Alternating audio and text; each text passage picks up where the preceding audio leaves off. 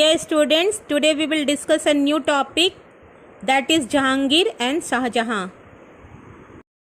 On the death of Akbar in 1605, his son Muhammad Sultan Salim, named after the great Sufi saint Sheikh Salim Chishti, succeeded him to the throne.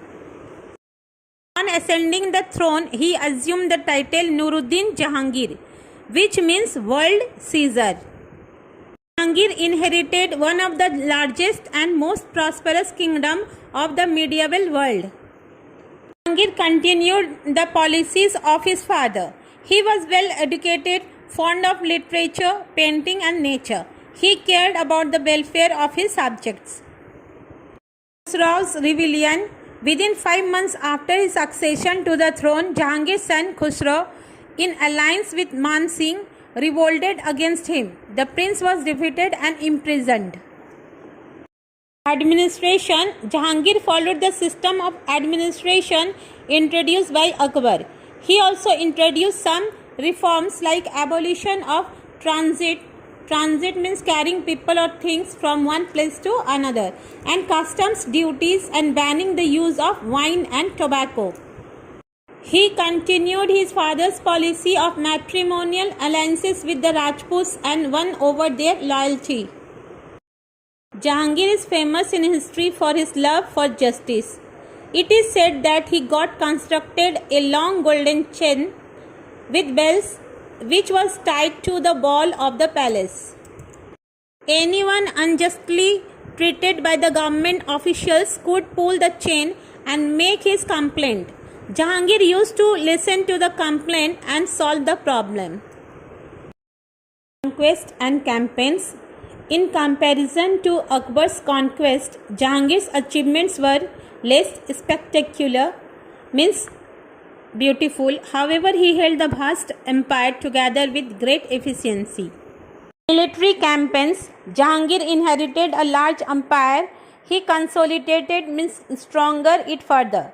He first crushed the rebellion of his son Prince Khusro. Next, he strengthened the Mughal control over Awadh and Bengal. In 1613, he defeated Rana Amar Singh of Mewar. Jahangir allowed him to rule over his territories on the condition that he would remain loyal to the Mughals. In 1620, Jahangir conquered Kangra. Jahangir also tried to expand the Mughal influence in the Deccan. He captured the Ahmednagar fort. However, Malik Ambar, the military commander of Ahmednagar, did not allow the Mughals to conquer territories in the Deccan. In the northwest, Jahangir lost Kandahar to the Persians.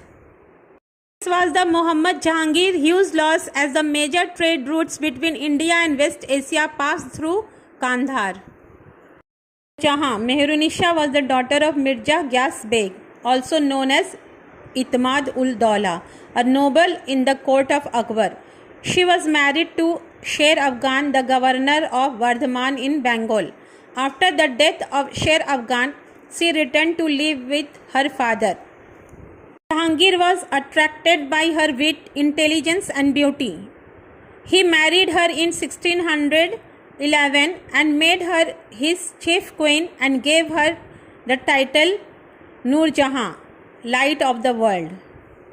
She was extremely beautiful and highly talented lady, and soon began to influence Jahangir with her intelligence and creative ability. He started consulting her on all matters related to the government. During Jahangir's illness, she took over the reign of the government and got her family members appointed to high offices. Her father was made the Wazir, while her brother Ashraf Khan was made the Mir Saman. Mir Saman means in charge of the royal household. Fines were issued in her name along with that of the emperor. The royal farmans were also issued at her instance. Jahan acquired great influence over Jahangir and became the virtual ruler of the state. Suspicious of her moves, Prince Khurram and Mohabbat Khan, a faithful general of Jahangir, rose in revolt against Nur Jahan. During the last 16 years of his reign, Jahangir left the entire administration in Nur Jahan's hand.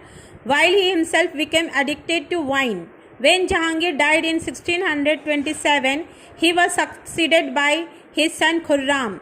After her husband's death, Nurjahan retired from court life. She died in 1645. Jahangir's relations with the Europeans. It was during Akbar's rule that the Portuguese had established trade center in India. During the reign of Jahangir, the British made their first attempt to obtain trade rights in India. Two Englishmen, John Hawkins and Sir Thomas Roe, came to India as ambassadors of King James I of England.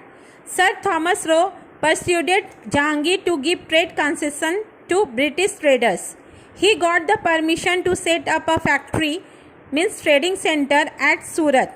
These two British ambassadors have left a lively account of the life at the Mughal court. Architecture. Jahangir had a great love for learning and arts, such as poetry, architecture, music, painting, etc. He was a scholar of geology, botany and medicine. His memoir called Tuzuk-e-Jahangiri, written in Persian, are valuable source of information about him and his reign. During his reign, miniature paintings became popular. It has been said that Jahangir's interest in painting was so deep that he could recognize each painting by the style of the artist. The famous painters of his court were Mansur, Murad, Bishan Das and Abdul Hasan. Jahangir was fond of laying gardens, the most famous garden being the Shalimar Bagh in Kashmir. Jahangir completed Akbar's tomb at Sikandara. The tomb of Itimad-ul-Dawla, Nurjahan's father, at Agra, built by Nurjahan, is one of the finest tombs built in marble. Jahan, Prince Khurram became the emperor in 1628 after defeating his brothers and took the title of Shahjahan, means the ruler of the world. His reign was more or less peaceful except for minor wars and revolts. In AD 1627, Raja Jujar Singh of Bundelkhand revolted, but he was defeated. He revolted again in AD 1635 and was killed. When Khan Jahan Lodi, the Subedar of Deccan, revolted, he too was killed. Shahjahan wanted to subdue, means overcome, the Deccan states. There were 3 states in Deccan: Ahmednagar, Bijapur and Golconda. These states used to give shelter to the enemies of the Mughal emperor and thus created trouble. Shahjahan wanted to bring them under control. Prince Aurangzeb was made the Subedar of Deccan. He led campaigns against these states. Ahmednagar was conquered in 1633, Bijapur submitted in 1636 and Golconda submitted in 1656. A treaty of peace was signed, but Shahjahan's attempt to annex Bijapur and Golconda was never successful. In the campaign against Kandahar, Shahjahan was not very successful, though he secured Kandahar for a short while. In 1653, he lost it again to the Persian ruler. The Portuguese, who had come to India to trade, became troublesome during Shahjahan's time. He sent one of his efficient generals to attack Hooghly, the Portuguese settlement in Bengal, which was finally captured. The last days of Shahjahan's life were not very peaceful. In 1657, he fell seriously ill. This led to a war of succession among his 4 sons, Dara, Shuja, Aurangzeb and Murad. But in the war that followed, Aurangzeb defeated all his brothers and declared himself the emperor in 1658. He imprisoned his father and killed 2 of his brothers. Shahjahan died in 1666 after living in captivity for 8 years. Shahjahan's contribution to art and architecture. Shahjahan's reign has been described as the golden period of art and architecture. On account of continued peace and prosperity during his reign, Shahjahan devoted himself to art and architecture. The most impressive of the building constructed by him is the Taj Mahal at Agra, the mausoleum for his beloved wife Mumtaz Mahal. It was built in 22 years, built in white marble with delicate screens and Petra Dura inlay work, means decoration with precious and semi-precious stones. The Taj is a beautiful combination of Indian, Central Asian and Persian architecture. Shah Jahan constructed two famous mosques, the Moti Masjid in Agra and Jama Masjid in Delhi.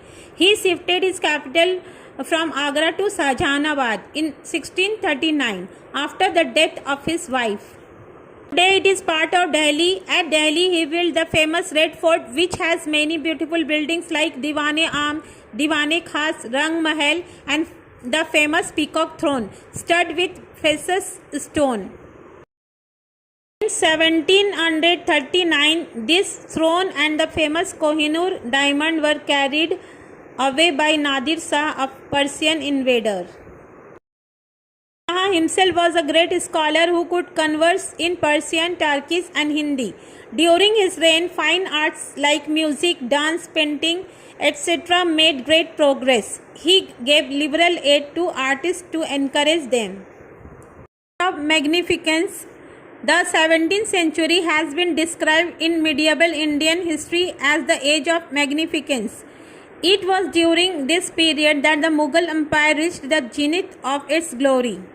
Akbar laid the foundations of a strong empire, which was further expanded and consolidated by Jahangir as well as by Shah Jahan and later on by Aurangzeb. There was peace and prosperity throughout the empire. This enabled the rulers to devote themselves to the construction of the magnificent buildings and mosques using marble and red sandstones. Trade and commerce with foreign countries made considerable progress. This resulted in the inflow of foreign wealth into India and increase in state income. However, behind such glamour, there appeared signs of weakening of the empire. This was caused by lavish spending on the construction of majestic palaces, tombs, mosques, etc., and unsuccessful military expeditions. All this added a heavy burden on royal treasury and forced the government to impose heavier taxes on the peasantry. Heavier taxation ruined the peasantry and led to the decline of agriculture. Thus were shown the seeds for the decline of the Mughal Empire. However, these signs of weakness were not visible under the magnificence and splendor of the Mughal court. Up to here your topics are gets over. Now you do the question answers.